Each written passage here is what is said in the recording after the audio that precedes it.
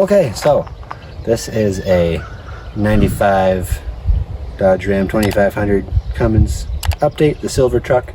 We just got back from picking up a rust-free cab for the truck. Got a heck of a deal on this thing. I wasn't going to do it now. I was going to save it until we're actually ready to change the cab, but couldn't pass up the deal.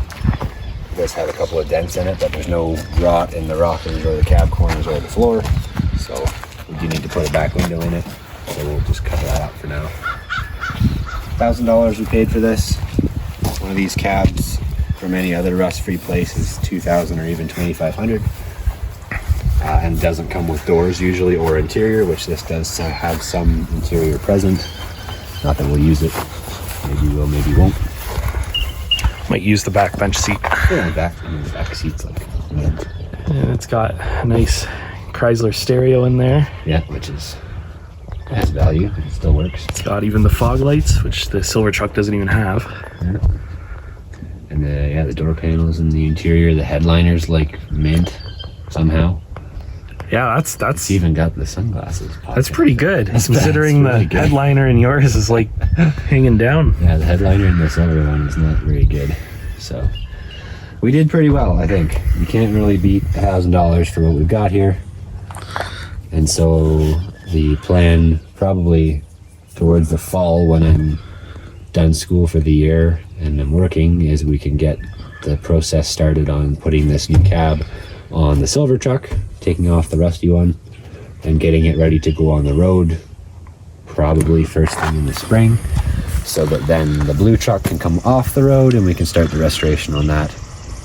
And that way I still have a truck in between, because the blue truck's probably going to be a good couple of years rebuilding with the limited time and resources and space that I have. So but yeah, Mitchell can give you a little more of a walk around the front, but on the underside, I don't know if you can get any kind of a shot, is all covered in undercoating. I'm filming the classic way without a tripod for this, so I don't see any rust anywhere on the bottom side. The cab mounts are perfect. It's all covered in undercoating. So yeah, we did really well. And now you might even got a Mopar stand on there. Wow.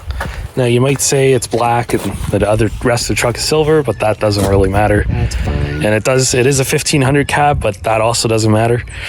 Everything is exactly the same, and the silver truck is an automatic and this was an automatic, so we don't have to worry about a hole in the floor, and everything else should match up. But yeah, the cab is just going to be black, which I don't care. It's going to be hot. Yes, eventually we'll paint it to match the rest of the truck probably, but the priority is to get the silver truck safetied and on the road. Did the silver truck have air conditioning? Yes. Probably doesn't work, but No. Might try to make it work, but not to begin with.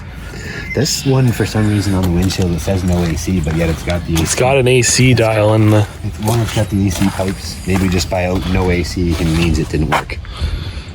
But yeah, even the front is all like... There's literally no rust on it. Like, this is really clean. It's like, yeah, like brand new.